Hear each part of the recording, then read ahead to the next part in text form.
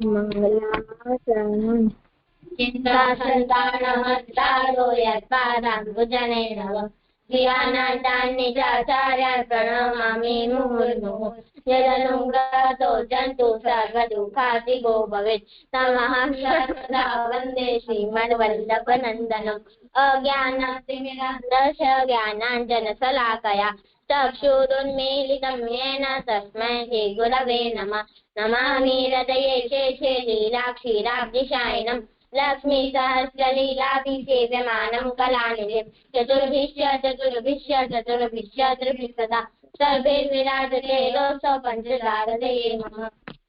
ધનવત પ્રણામ જીજી।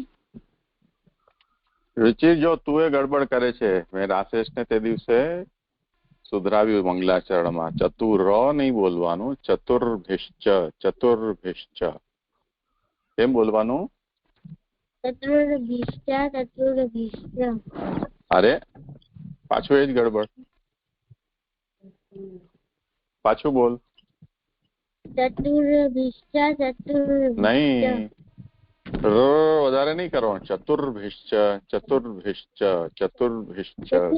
તથા ચતુર નહીં।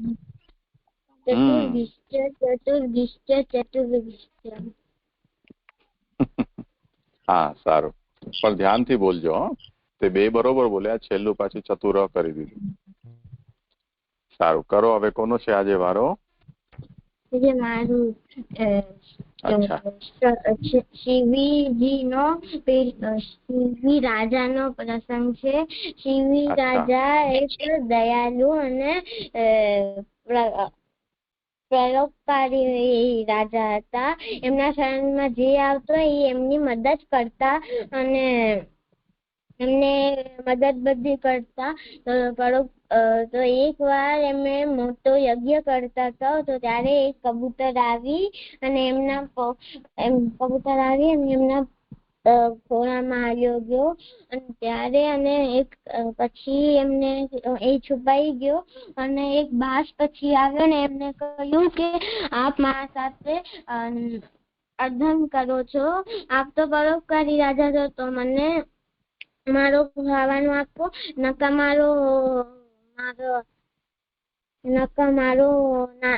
મારા છોકરા અને મારો પરિવાર ભૂખ્યો રહી જશે, આપ તો અધર્મ કરો છો, એમ કહ્યું। તો ત્યારે કબૂતર કહ્યું કે હું આપણા પાસે શરણમાં આવ્યો છું, આપ મારી વાત સાંભળો અને મને એની વાત ના સાંભળો, મારી રક્ષા કરો, એમ કહ્યું। તો ત્યારે શિવ રાજાએ કહ્યું કે હું મારા શરણમાં આવ્યો છે, કોઈ બી ઇન્સાન મારા શરણમાં આવશે, હું એમની મદદ કરીશ। ત્યાં તો કીધું, અને તો એમ કહ્યું શિવરાજાએ કે આપને આ કબૂતરની જગ્યા જે જોઈએ આપ બીજું લઈ લો। તો એમને બાજે કીધું કે કબૂતર જેટલો ને જેટલો એક મને માંસ દો। તો તરાજુ મંગાવ્યો શિવરાજાએ અને એમને પોતાનો જ માંસ કાપી અને રાખતા ગયા, પણ માંસ કાપ્યો તો એમને માંસ થી કઈ છો નહીં, તો પોતે કઈ સોચ્યા વગર ચડી ગયા, અને તો ત્યારે આકાશમાંથી વર્ષા થઈ ફૂલની, ત્યારે આકાશમાં તો ત્યારે શિવરાજાએ સોચ્યું કે આ બાજ અને કબૂતર કોણ છે જે મનુષ્યની ભાષા બોલે છે। તો ત્યારે કબૂતર ઇન્દ્રદેવનો સ્વરૂપ લીધો અને બાજે અગ્નિદેવનો, અને એમને કહ્યું કે તમે બહુ જ પરોપકાર છો અને દયાલુ છો, હું આપને વરદાન દઈએ છીએ કે આપ પૃથ્વી પર બહુ વધારે ઘૂસશો અને રાજ કરશો, અને પછી જયારે આપની દેહ છૂટશે ત્યારે આપ ઠાકોરજીના પરમ ધામ પધારશો। તો ત્યારે પછી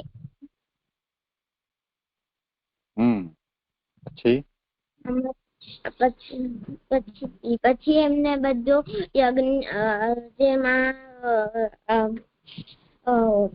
અગ્નિ યજ્ઞ હતો એ સંપૂર્ણ કર્યો.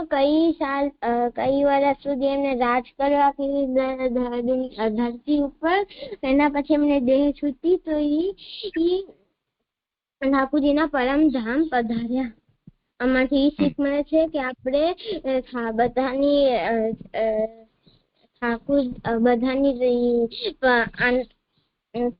આપણે બધા જે બી આપણે કોઈ બી મદદ પૂછવા આવે તો આપણે એમની મદદ કરવી જોઈએ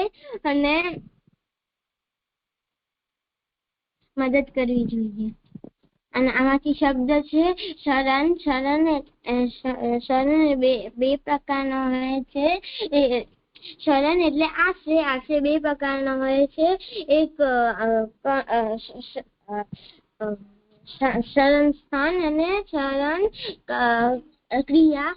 શરણ ક્રિયા આશ્રય એમાં એવું કહેવાય કે ઠાકોરજી મારા આશ્રય છે. મારું આશ્રય ઠાકોરજી છે એમ આવે અને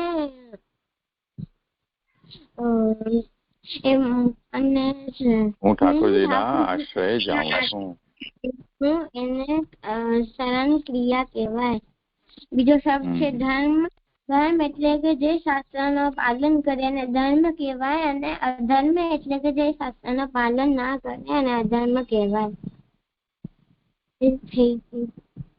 થઈ ગયો. સારું. જો હવે તે આશ્રયના બે અર્થ બતાવ્યા ને, એ આશ્રય શબ્દના એક બીજી રીતે પણ છે. આશ્રયનો મતલબ આશ્રય સ્થાન અને રક્ષણ કરનાર.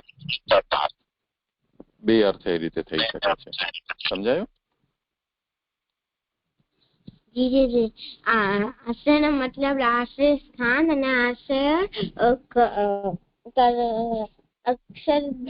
રક્ષણ બી થઈ શકે છે. રક્ષણ નહીં, રક્ષણ કરનાર. રક્ષણ કરનાર બી થઈ શકે છે. એટલે ભગવાન મારો આશ્રય છે એટલે ભગવાન મારા રક્ષક છે. ભગવાન મારો આશ્રય છે એટલે ભગવાનનું ચરણ મારો આશરો છે. સમજાયું? જેમ આપણે ઘર હોય ને, વરસાદ પડતો હોય તો દોડીને આપણે ઘરમાં ઘૂસી જઈએ, તો આપણે ઘરને આશ્રય માન્યું. અને તારા પાછળ આપણા હવેલી ચોકના કૂતરા દોડતા હોય, તું પપ્પા પપ્પા એમ કરે અને પપ્પા આવીને તને કૂતરાથી બચાવી લે, તો એ રક્ષણ કરનાર થયા ને, તારા રક્ષક થયા. સમજ્યો? તને ખબર છે બેટ દ્વારકામાં એકવાર તું એકલો હતો, પછી તું નહાતો હતો ને ત્યારે કૂતરો આવી ગયો, તું જોરથી ચિલ્લાતો હતો, પછી મને તારી અવાજ આવી તો ત્યાં હું આવ્યો દોડીને, તને બચાવ્યો. યાદ છે?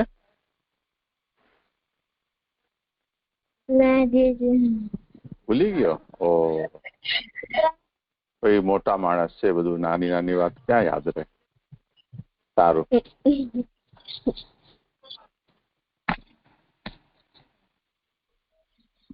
પ્રણામ જીજી. હા રાશેષ. કુંભનદાસજી નો 7મો પ્રસંગ. એક વખત શ્રી ગુસાઈજીએ કુંભનદાસ ને હસતા હસતા પૂછ્યું, તમારા કેટલા દીકરા છે? ત્યારે કુંભનદાસજીએ કહ્યું, મારા 2 જ દીકરા છે. ત્યારે શ્રી ગુસાઈજીએ કુંભનદાસજીને કહ્યું કે મેં તો સાંભળ્યું છે તમારા 7 દીકરા છે. તો કુંભનદાસજીએ કહ્યું કે 5 અલૌકિક છે અને એક ચતુર્ભુજ દાસ આખો દીકરો છે અને કૃષ્ણદાસ અડધો દીકરો છે. કેમ કે ચતુર્ભુજ દાસ ઠાકોરજીની સેવા અને ગાયની સેવા બેઉ કરે છે એટલે, અને કૃષ્ણદાસ ખાલી ગાયની સેવા કરે છે એટલે તે અડધો છે. 5 શું કહ્યું? 5 અલૌકિક છે? દીદી 6 તો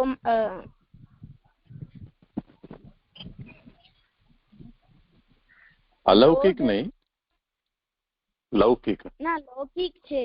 5 લૌકિક છે હા હા બરોબર છે.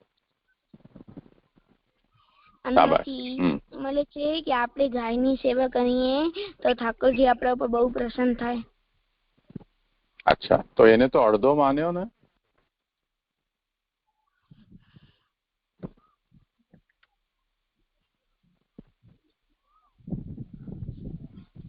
જી ખબર નહીં. આશીષ, જી ખબર નહીં. કૃષ્ણદાસ જે ગાયની સેવા કરતા એને અડધો માન્યો. ચતુર્દાસ છે એમને આખો માન્યો. તો આપણે આખા બનવાનું કે અડધા? જીજી આપણે ગાયની સેવા બી કરવાની અને ઠાકોરજીની સેવા બી કરવાની.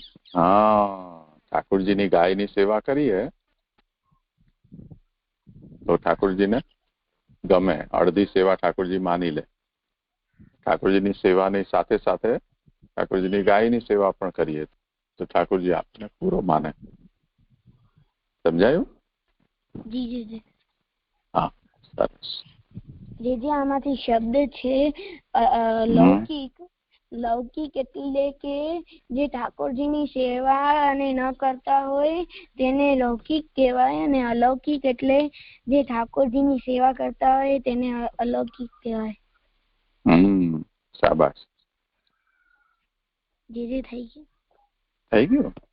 સુંદર. હવે શું કરશું?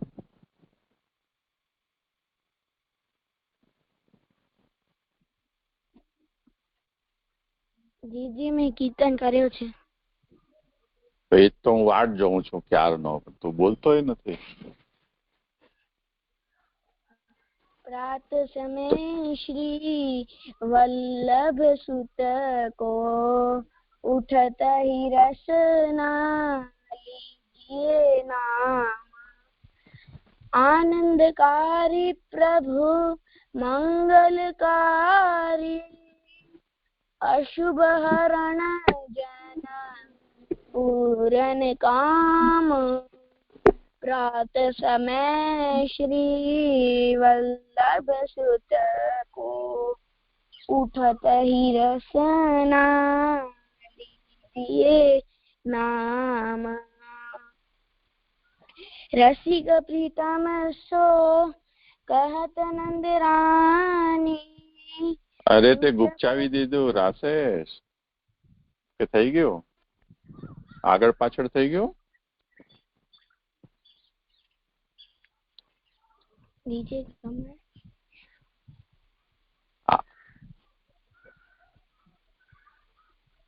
રસિક પ્રીતમ સો, એને નીચેથી ઉઠાવવાનું બેટા. રસિક પ્રીતમ સો કહત નંદરાની, ઉઠ બેઠો તુમ નંદ કિશોર. આ તો લાલન જાગો વયો ભોર એ છે. હા ચલ. રસિક પ્રીતમ સો કહત નંદ રાની, ઉઠ બેઠો હો નંદ કિશોર લાલન જાગ। प्रात समय श्री वल्लभ सुत को उठत ही रसना। બે ત્રણ કીર્તન ભેગા કરી દીધા તે રૂચિ. અરે રાસેશ, પુસ્તક સાથે રાખીને પછી કરવાનું. હા સારું, ચલો બચ્ચાઓ કરો આગળ. હવે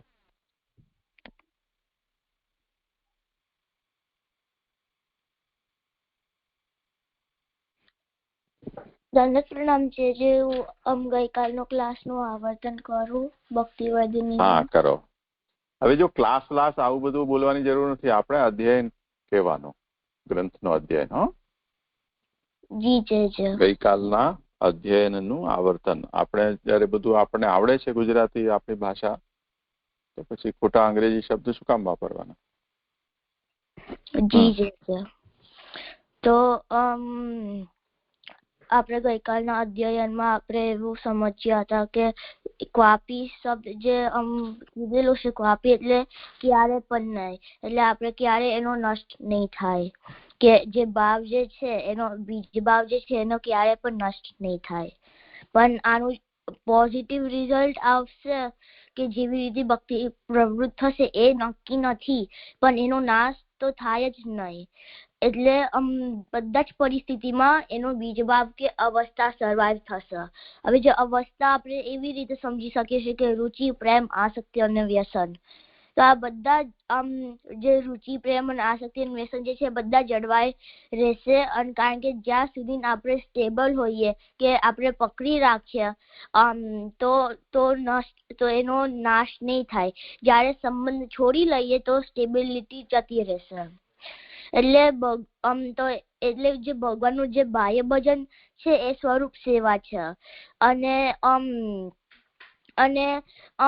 એવી જ રીતે ભગવાનનું જે આંતર ભજન છે એટલે અને એવી જ રીતે ભગવાનનું આંતર ભજન એટલે મનમાં પધરાવીને મેન્ટલી સેવા કરી. જો મનમાં ના જ પધરાવ્યા હોત તો આંતર ભજન પણ શક્ય ના રહે. તો જે આંતર ભજન એ મોટી સાધના છે.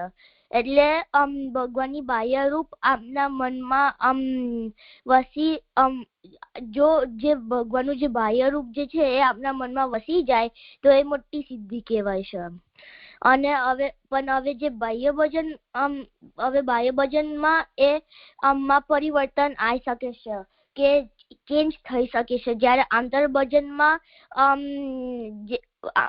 બાહ્ય ભજનમાં તો બધું એક જ રસ રહે છે.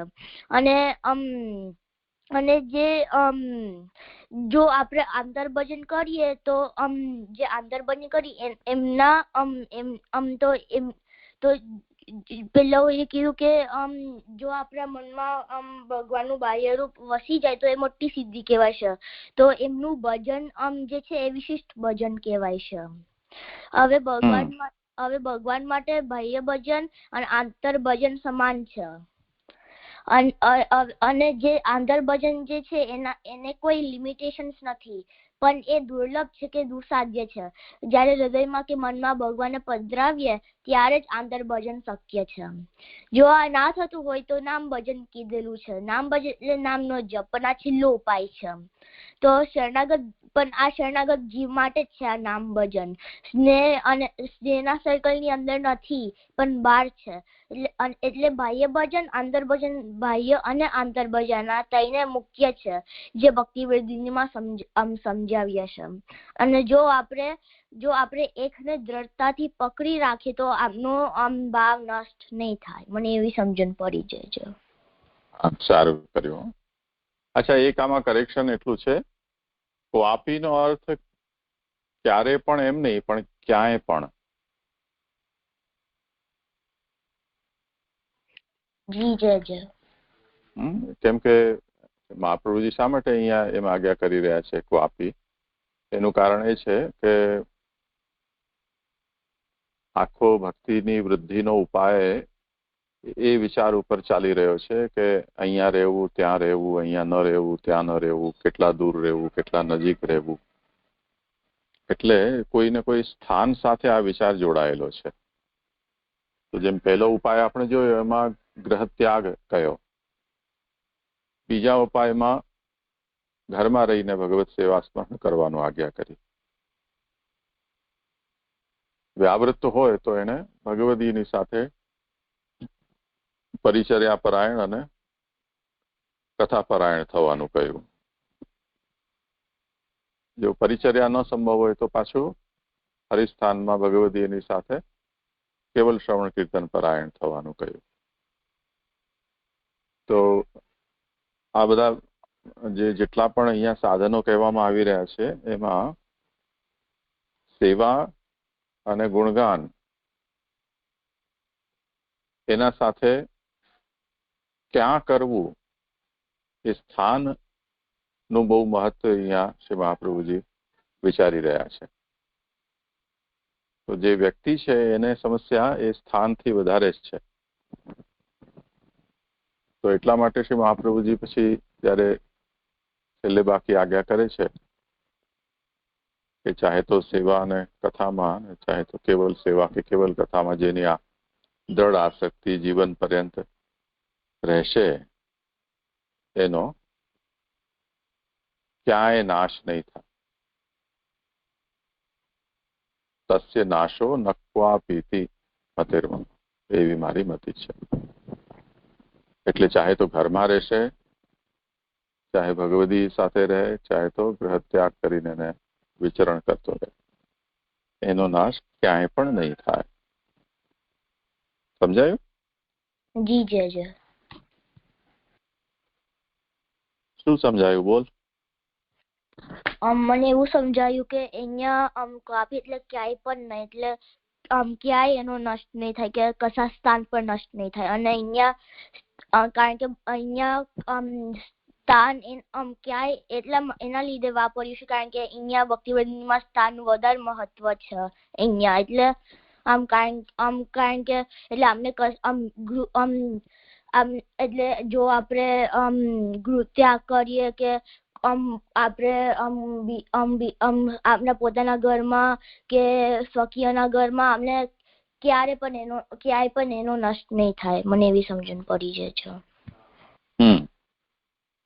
ઠીક છે. ઓર કોઈને કંઈ કહેવાનું છે આમાં?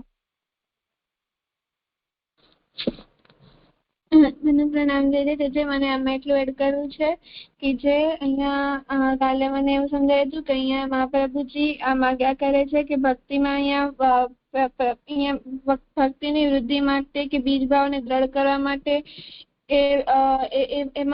એના માટે ઉપાયો નથી કયા. આ શ્લોકમાં અહીંયા પોઝિટિવ રિઝલ્ટ નથી જોવા મળતું, તો પણ એનો નાશ નહીં થાય. તો નાશ ન થવું એટલે કોઈ રીતે તે સર્વાઈવ કરશે એ વાત એક અહીંયા કહી, અને કોઈ પોઝિટિવ રિઝલ્ટ તેમને મળશે તે બીજી વાત કહી છે. તો પહેલો જે ઉપાય બતાવ્યો ત્યાં એ વાત કીધી છે કે ગ્રહ ત્યાગ કરીને જો પ્રભુની શ્રવણ કીર્તન આદિ કરશે તો એની ભક્તિની ફલાત્મક વૃદ્ધિ થશે, આવું નિરૂપણ કર્યો છે. એવી જ રીતે બીજા શ્લોકમાં ત્યાં પણ એમ જ કહ્યું છે કે ઘરમાં રહીને ભગવત સેવા શ્રવણ કીર્તન આદિ કરશે તો બીજ ભાવ દ્રઢ થશે. અને એવી જ રીતે વ્યાવૃત જીવ હોય એને સેવા એક જ સમયે થઈ શકે, તો એટલો વધારે વ્યાવૃત હોય તો એ ખાલી શ્રવણ કીર્તન આદિ કરશે તો પણ એના પ્રેમ આસક્તિ વ્યસન થતા બીજ ભાવ દ્રઢ થશે, એવું કહ્યું છે. તો એ બધું કહી દીધા પછી અહીંયા શ્રી મહાપ્રભુજી આજ્ઞા કરે છે કે શરૂઆતમાં જે ઉપાયો બતાવેલા છે કે દ્રઢ બીજ ભાવ વાળા માટે અદ્રઢ બીજ ભાવ વાળો જે અવ્યાવૃત હોય અને અદ્રઢ બીજ ભાવ વાળો વ્યાવૃત, આ બધા ઉપાયો છે તે મુખ્ય ઉપાય. અને જે ત્રીજો ઉપાય વ્યાવૃત એકલો શ્રવણ કીર્તન આદિ ન કરી શકે તો તેને કોઈ વૈષ્ણવ સાથે ભગવદીયનો સંગ અને પરિચર્યા કરવી. અને જેમ જેમ કક્ષા ઉતરતી જશે તેમ તેમ કક્ષા જેવી રીતે આમ દ્રઢ બીજ ભાવથી અદ્રઢ બીજ ભાવ, અદ્રઢ બીજ ભાવથી અવ્યાવૃત થી વ્યાવૃત એવી રીતે નીચે જતું જશે. એવી જ રીતે એની જે ભક્તિમાં વૃદ્ધિ છે એ પણ નીચે જતી રહેશે. તો પણ કોઈ રીતે તમે એનો સર્વાઈવ કરી જશે, એનો નાશ નહીં થાય, એનો ક્યાંય પણ નાશ નહીં થાય. તેવી જ રીતે અહીંયા સમજવું કે શ્રી મહાપ્રભુજી આજ્ઞા કરી રહ્યા છે કે કેવલ કથા, કેવલ સેવા કે સેવા શ્રવણ કીર્તન આદિ બંનેમાં નાશ નહીં થાય, તેનો ભાવ ટકેલો રહેશે. જે મને અહીંયા એવું સમજાયું. હા, સારું. બરોબર છે. અચ્છા. હજુ કન્ફ્યુઝન છે, એટલે આપણે એવું આગળ સમજાતા કે જે વ્યસન ને જેનો ભાવ દ્રઢ થઈ જાય છે એનો બીજ ભાવનો નાશ નહીં થતો, પણ એને આપણને ભક્તને કશો દુસંગ કેવું કશું લાગી જાય કે એવો ખોટો માહોલ કશું હોય એના આગળ પાછળ, તો એનો વ્યસન નો નાશ થઈ શકે છે, ઉતરી જઈ શકે છે, પણ એનો બીજ ભાવ ના ઉતરે કે એનો નાશ ના થાય. પણ એમાં ડિફરન્સ શું છે? કારણ કે વ્યસન નો મતલબ એ જ થાય કે બીજ ભાવ દ્રઢ થયેલો છે અને એટલે એકબીજાથી જોડાયેલા છે, એટલે બીજ ભાવ એટલે વ્યસન નો નાશ થઈ શકે, બીજ ભાવ નો નાશ ના થઈ શકે. એ સમજી ના છે.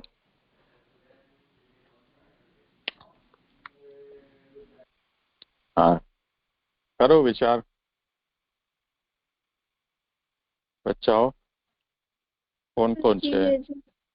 ખુશી, તને કેવું છે કઈ?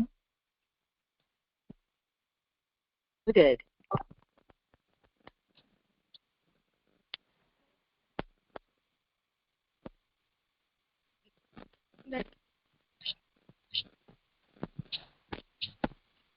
મને અહીંયા એવું લાગે છે કે જે અહીંયા વ્યસન અવસ્થામાં જે આપણો નાશ થાય છે એટલે એ તો આપણે પોતે મેળવ્યો છે અને અને આપણો એટમોસ્ફિયરિક એવો હોય છે અને એમાં આપણે બીજભાવ આપણામાં હશે તો જ આપણે વ્યસન અવસ્થા થશે. કેમ કે આપણામાં બીજભાવ હશે તો જ આપણે ઠાકોરજીમાં રુચિ થશે તો પ્રેમ, પછી સ્નેહ, પછી આસક્તિ એવી રીતે ધીરે ધીરે વધશે. આપણામાં ભાવ તો છે એ અદ્રઢ બીજભાવ હશે, બીજભાવ દ્રઢ નહીં હોય અને જયારે બીજભાવ દ્રઢ થઈ જશે ત્યારે આપણે ઈ સાનવી કહ્યું એ પ્રમાણે કે આપણો વ્યસન થશે ત્યારે આપણો બીજભાવ દ્રઢ થઈ જશે, પણ આપણો ભાવ શાયદ અદ્રઢ હશે, એટલો આમ સ્થિર ભાવ નહીં હોય આપણો, પણ આપણામાં ભાવ તો એટલો જ હશે. તો આપણો જે વ્યસન હશે એનો નાશ થઈ શકે છે કેમ કે આપણા માહોલ ઉપર એ નિર્ભર થાય છે અને આપણે કેટલી નિષ્ઠાથી સેવા કરીએ છીએ કે શ્રવણ કીર્તન આદિ કરીએ છીએ કે બંને કરીએ છીએ. એટલે મને એવું લાગે છે. શું લાગે છે સાનવી? જય મહારાજ, એમાં કન્ફ્યુઝન છે કારણ કે મને લાગે છે ભક્તિઓ કહે છે કે વ્યસનથી થયું હોય પણ હજુ એકદમ બીજભાવ દ્રઢ ના થયો, પણ આપે એવું સમજાવ્યું હતું કે વ્યસનનો મતલબ એ જ થાય કે બીજભાવ દ્રઢ થયેલો છે, એટલે મને હજુ એ સમજ ના પડી. હા, તો એને તમે બંને રીતે સમજી શકો. દ્રઢ બીજભાવ, બીજની જે દ્રઢતા છે એ ઓછી થઈ જાય એવું કહો તો વાત સમજમાં આવે છે?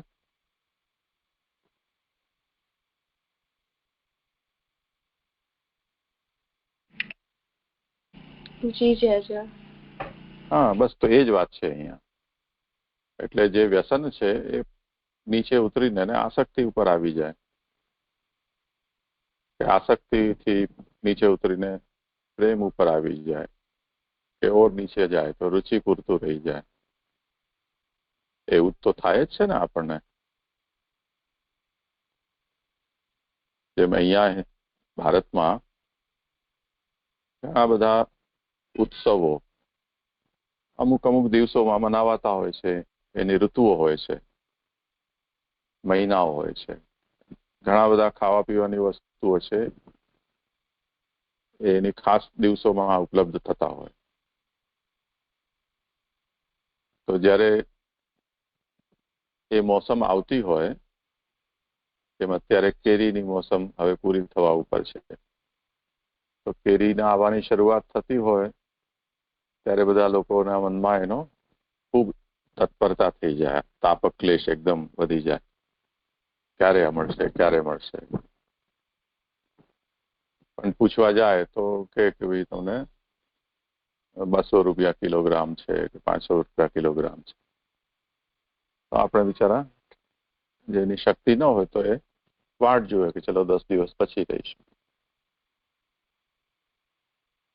હવે જ્યારે એની મોસમ એકદમ પૂર બહાર ઉપર આવી અને ખૂબ સસ્તી થઈ ગઈ, રોજ સવાર બપોર સાંજ રાત કેરી ખાતા ખાતા પછી ધીરે ધીરે એનું આકર્ષણ ઘટવા લાગે અને હવે જ્યારે આ મોસમ આવી ગઈ વરસાદની, પાચન શક્તિ પણ મંદ થઈ જાય અને એટલા લાંબા સમય સુધી એ ફળનું સેવન કર્યા પછી રુચિ પણ પહેલા જેવી રહી ન જાય. પહેલે જે 4 સમય લેતા હોય તે હવે 1 સમય લે, પહેલા રોજ લેતા હોય તે એકાંતરે લે. એવું તો થતું જ હોય છે ને.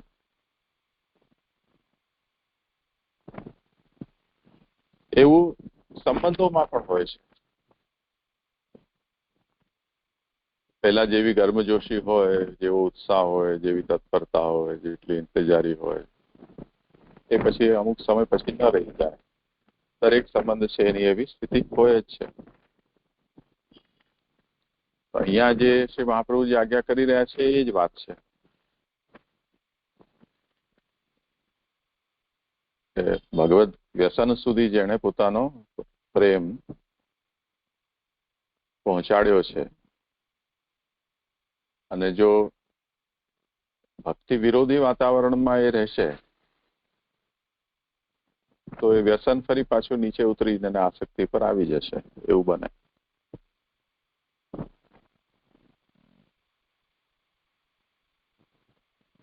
તો એ વ્યસન અવસ્થાનો નાશ છે. બીજ તો છે પણ અવસ્થાનો નાશ તો થઈ શકે ને.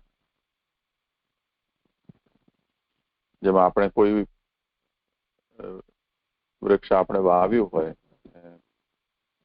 અચાનક બંદર આવીને એના પત્તા કે એના ફળ ફૂલ લાગેલા હોય તોડી જાય, કે કોઈ પશુ આવીને એને ઉપરથી ગુઠ્ઠું કરી દે, પત્તા હોતા કઈ રહે નહીં, તો જે પહેલાની અવસ્થા છે એ તો ન રહી ગઈ ને. ફરીથી એને પુષ્પિત પલ્લવિત ફલિત થવું પડશે. એટલે એકાદ મોસમ આખી વર્ષની વાટ જોવી પડશે. બસ એ જ વાત અહીંયા પણ શ્રી મહાપ્રભુજી આજ્ઞા કરે છે કે આ એવી અવસ્થા છે કે જે અવસ્થામાં સાવધાન રહેવું જોઈએ. સમજાયું?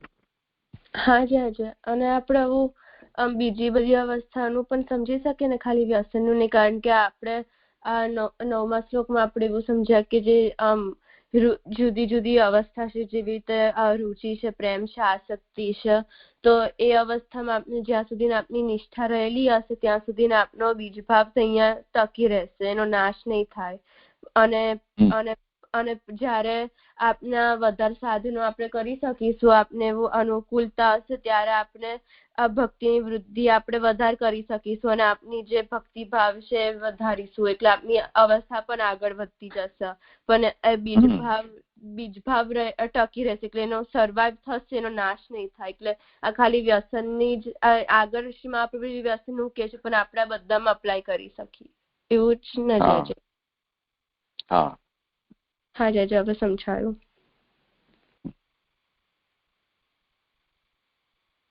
બહુ સરળ ઉદાહરણ દીવાનું છે. તમે દીવાની અંદર ઘી તેલ પૂરતા રહેશો તો એ પ્રકાશિત રહેશે, નહીં રહો તો એ બુઝતું જશે, એની જ્યોતિ બંધ થતી જશે. એવું દરેક જગ્યાએ છે, લૌકિકમાં પણ છે, અલૌકિકમાં પણ છે. સારું, હવે આગળ કોણ કરશે? આજે હું કરું છું. ભક્તિ ભાવના બાદની સંભાવનામાં એકાંતમાં વાસ કરવો ઈચ્છનીય નથી. બાદ સંભાવનાયંતુ એકાંતે વાસ ઈષ્યતે હરિસ્તુ સર્વતો રક્ષામ કરિષ્યતિ ન સંશય. અર્થ: સેવા કરવામાં દ્રઢતા ન હોવાથી ઉદ્વેગ થાય અને ભોગમાં આસક્તિ હોય તે સેવામાં બાધક છે. એવા બાધના સંભવથી મારાથી સેવા બરાબર થતી નથી. માટે ઘર છોડીને કોઈ એકાંત સ્થળમાં રહી ભગવદ ભજન કરવાની ઈચ્છા થાય ત્યાં આજ્ઞા કરે છે કે તેવી ઈચ્છાથી ઘરને ન છોડવું. એકાંતવાસ ઇષ્ટ નથી. હરિ સર્વ ઠેકાને રક્ષા કરશે તેમાં સંશય નહીં. એટલે મને આ શ્લોકમાં એવી સમજણ પડી કે આપણે જેટલી સેવા આપણે કરી શકીએ એટલું આપણે કરવું જોઈએ. અને આપણે સેવા કરતી વખતે જે થોડાક ઉદ્વેગો કે આવે તો પણ આપણે ઘર છોડીએ અને આપણે ખાલી એકાંતમાં વાસ કરીએ, ભગવત શ્રવણ કીર્તન એવું ના કરવું જોઈએ. કારણ કે આપણે ઘર છોડી દઈએ જ્યારે આપણું હજુ બીજભાવ દ્રઢ નહીં થયો તો તો આપણે જોયું હતું કે આપણે ખોટા કોન્સિક્વન્સીસ હોઈ શકે છે એના, કે આપણે દુસંગનો દોષ કે એવું બધું લાગી શકે છે. એટલે આપણે એવું ના કરવું જોઈએ. આપણે સેવામાં ઉદ્વેગો આવે તો પણ આપણે જેટલી આપણાથી જેટલું આપણે કરી શકીએ એટલું આપણે કરવું જોઈએ સેવા. અને આપણે જ્યારે સેવા કરીશું અને આપણો જે ભાવના જ્યારે દ્રઢ થશે સેવા કરતી વખત, તો ઓટોમેટિકલી જે પણ ઉદ્વેગો આવતા હશે કે જે પણ આવતું હશે એ એના જાતે જ આમ દૂર થઈ જશે. એટલે આપણે એના ઉદ્વેગના લીધે કે એના કારણે આપણે ઘરનો ત્યાગ ના કરવો જોઈએ, કારણ કે એ આપણા માટે ખરાબ હોઈ શકે છે અને વધારે પ્રતિબંધ ઊભા થઈ શકે છે. એટલે આપણે ઘરમાં રહીને આપણે ઠાકોરજીની સેવા કરવી જોઈએ જ્યાં સુધી આપણે કરી શકીએ ત્યાં સુધી, એવું સમજી જાય. ઠીક છે. કોઈને કહેવું છે આમાં કઈ?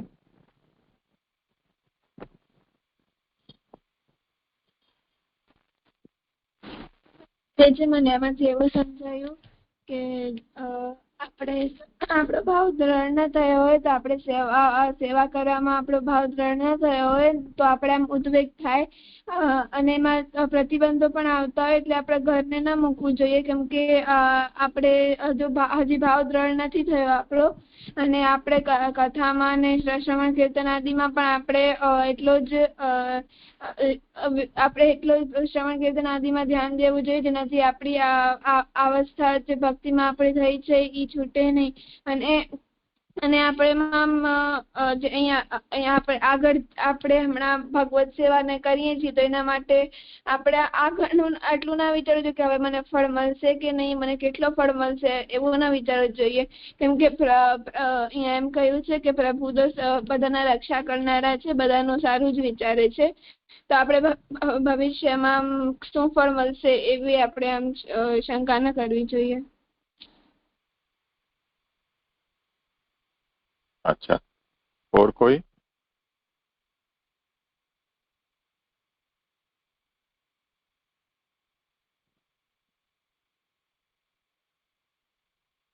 ઠીક છે. જો ત્યાગનું જે શ્રી મહાપ્રભુજી આગળ નિરૂપણ કર્યું, ત્યાગા શ્રવણ કીર્તનાત્મા, અને તે પછી તાદૃશસ્યાપી સતતમ ગેહસ્થાનમ વિનાશકમ ત્યાગં કૃત્વા યતેદ્યસ્તુ, ત્યાં ફરીથી ત્યાગનો યાદ અપાવી. તો એક વાત બહુ સ્પષ્ટ છે કે તમે તમારા સ્થાનને છોડી શકો છો, એવી એક પ્રકારની છૂટ કે એવી જાતની એક કોઈક સંભાવના જો તમને આપવામાં આવે તો કોઈક વખતે એનો એવો પ્રભાવ પણ પડી શકે કે સમય ના આવ્યો હોય તો પણ તમે ત્યાગ કરી બેસો. જેમ તમે સ્કૂલમાં ભણો છો તેમાં તો એવું બહુ સ્ટ્રિક્ટ નિયમ હોય છે કે તમે તમારા ચાલુ હોય ભણવાનું તે વખતે ટીચરને પૂછ્યા વગર તમે ન જઈ શકો, અને સામાન્ય રીતે કોઈ જતા નથી હોતા, કહીને પૂછીને જ જતા હોય. પણ એ જે શિષ્ટાચાર છે, શિષ્ટાચાર પછી મોટા અભ્યાસમાં જ્યારે તમે લોકો જાઓ કોલેજ વગેરેમાં કે યુનિવર્સિટીમાં, ત્યારે એ શિષ્ટાચારનું પાલન કરવામાં નથી આવતું હોતું મોટે ભાગે. એટલે જેને જ્યારે આવવું હોય ત્યારે આવે, જેને જ્યારે જવું હોય ત્યારે જાય, એમ બગીચા જેવો માહોલ થઈ જતો હોય છે. તો એનો દુષ્પ્રભાવ શું પડે છે કે તમને જે વિષયને ભણવા માટે તમારું સ્થાન છોડીને ત્યાં આવ્યા છો, કોઈ વ્યક્તિ તમને એટલો પરિશ્રમથી અભ્યાસ કરાવી રહ્યો છે, જે અધ્યયન કરવું એ પોતે જ એક સાધના છે, તો એની ગરિમા એમાં જળવાતી નથી, એનું સન્માન એમાં રહેતું નથી.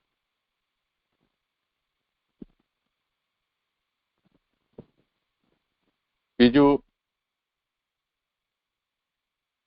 હજી જે વિષય સંપન્ન નથી થયો તે પહેલા તમે તમારા વિસ્તરા પોટલા લઈને ચાલે જાઓ ઘરે.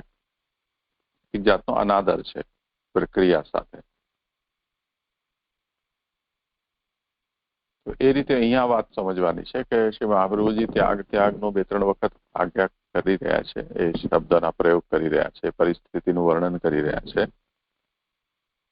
એને સાંભળીને કોઈના મનમાં એવો વિચાર આવી જાય કે આ એક વિકલ્પ છે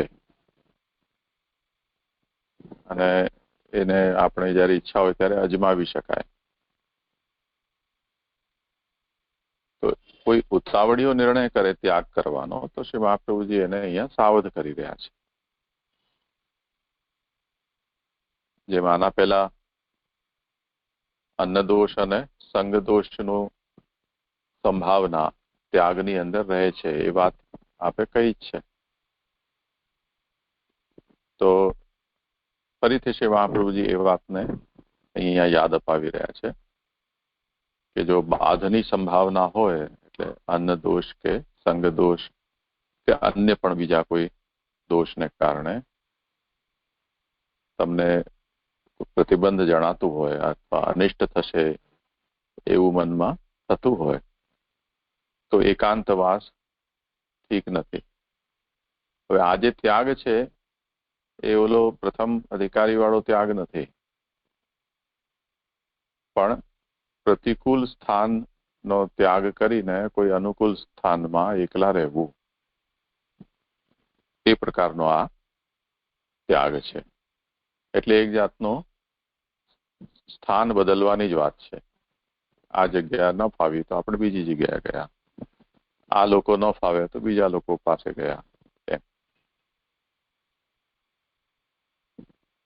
તો કોઈ પણ સ્થિતિમાં ચાહે ગ્રહનો ત્યાગ હોય ચાહે સ્થાન બદલવાનું હોય, પણ એકાંતવાસમાં કોઈ પ્રતિબંધ આવે એવી શક્યતા જણાતી હોય તો નહીં કરવું એકાંતવાસ.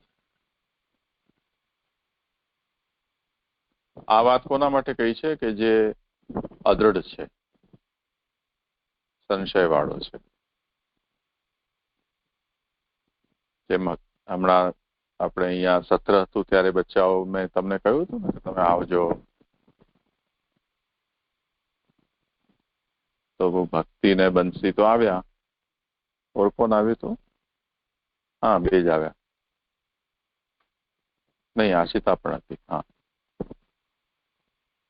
તો એ લોકો આવ્યા અને રાશેષ ને રુચિર ના આવ્યા. તે વખતે એમને એક તરફ એમ થતું હતું કે જઈએ, બીજી તરફ એમ હતું કે કોઈ દિવસ એકલા ગયા નથી તો ત્યાં મમ્મી નહીં હોય કે વગેરે વગેરે, મનમાં જે કંઈ પણ સંદેહ હોય. તો એ સંશયને કારણે એ લોકો ના આવ્યા. બાદની સંભાવના જણાઈ, કોઈ સમસ્યા આવી શકે, કેમ કે કોઈ એવો અનુભવ નથી તો સંશય તો મનમાં રહે, સ્વાભાવિક છે. તો એકાંતે વાસ ન ઈષ્યતે.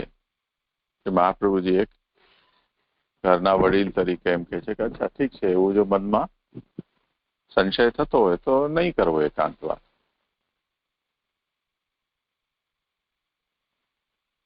પણ જો કોઈ એવો સ્પષ્ટ નિર્ણય દ્રઢતાથી લઈ શકે એવા હોય કે જે જેવા પડશે એવા દેવાશે, ઠાકોરજી છે, તો શ્રી મહાપ્રભુજી એને બીજી રીતે એમ આજ્ઞા કરે છે કે હરિસ્તુ સર્વતો રક્ષામ કરિષ્યતિ ન સંશય. ભગવાન ચારે તરફથી રક્ષા કરશે, એમાં કોઈ પણ પ્રકારનો સંશય નહીં રાખવો. આ વાત બંને માટે કહેલી છે. જો ત્યાગ કરવામાં હાના થતી હોય, હિંમત ન ચાલતી હોય, પણ સેવા કે કથામાં આસક્તિ છે દ્રઢ, તો નહીં કરો અને જ્યાં છો ત્યાં તમે કરતા રહેશો તો પણ હરિરક્ષા કરશે. અને જો તમે બીજું સ્થાન પકડશો કે ગ્રહ ત્યાગ કરી દેશો, એટલે ભક્તિ માર્ગીય સંન્યાસ લેશો કેવલ ભગવાનના ભરોસે, તો પણ ભગવાન રક્ષા કરશે જ કરશે. એમાં કોઈ જાતનો સંશય રાખવો નહીં, કેમ કે ભગવાન માટે કરેલો છે. બીજું તો કોઈ મનમાં સ્વાર્થ છે નહીં. તો ભગવાન શા માટે રક્ષા નહીં કરે? તો આ રીતે બંને પક્ષે શ્રી મહાપ્રભુજી આ વાત આપણને સમજાવી રહ્યા છે. સમજાયું?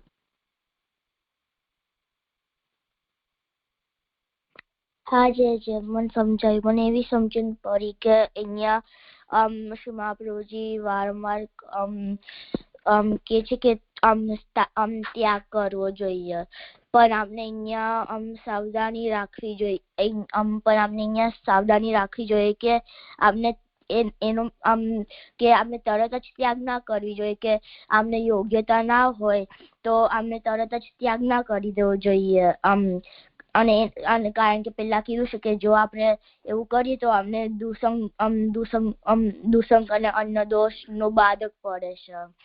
તો આપણે તરત જ ત્યાગ ના કરી દેવો જોઈએ. જયારે યોગ્યતા આવે કે જયારે આપણામાં દૃઢતા હોય ત્યારે જ આપણે કરવી જોઈએ. તો આજે અને ત્યાગ એવો પ્રકારનો છે કે આપણે પ્રતિકૂળ સ્થાનને છોડીને આપણે અનુકૂળ સ્થાનમાં રહેવાનું.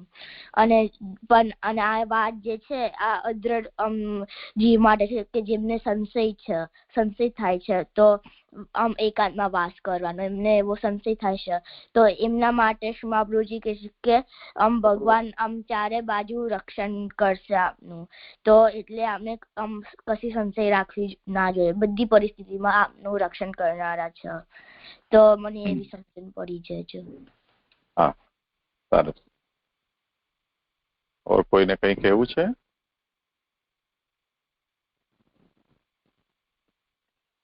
આજે મને ખાલી આમાં એવું એડ કરવું છે કે આપણે જે અદ્રઢ બીજ ભાવ હોય ને એમને હજુ એકદમ નિશ્ચયપૂર્વક એમને એવું ડિસિઝન ના લીધું હોય કે હજુ સંશય હોય કે હું ત્યાગ કરું કે ના કરું, તો અહીંયા શ્રી મહાપ્રભુજી આજ્ઞા કરશે કે તમે એકાંતવાસ ના કરો, કારણ કે તમારે તમને બાધકરૂપ બને છે.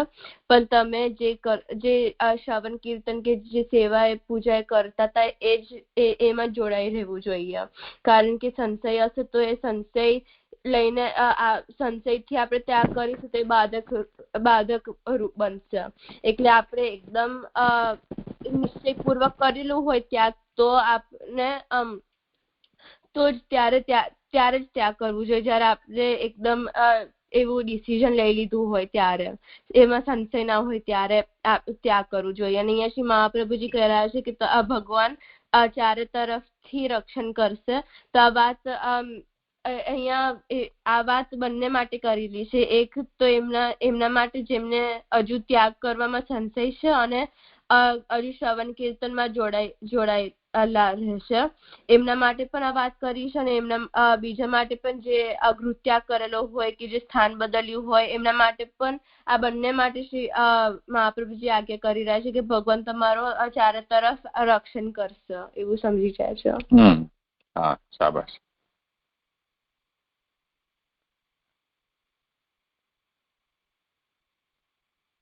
ઠીક છે. અહીંયા આજે વિરામ રાખ.